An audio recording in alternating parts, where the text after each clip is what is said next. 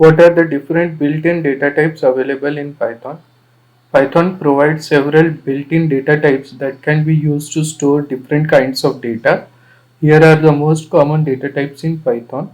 First, numeric types: int, integer whole numbers; float, floating point numbers; real numbers with decimal points; complex, complex number with real and imaginary parts. Second, Boolean types: bool, Boolean value, true or false; sequence type: str, string, sequence of characters; list, ordered sequence of elements; tuple, ordered immutable sequence of elements. Fourth, set type: sets, unordered collection of unique elements; frozen set, immutable set. Fifth, mapping type: dict, dictionary, unordered collection of key value pairs.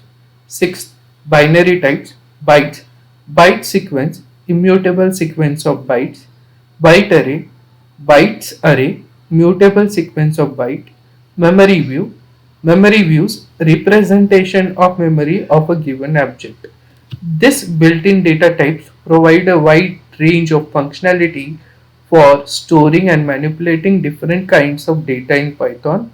In addition to these built-in types, Python also allows for the creation of custom data types using classes and objects.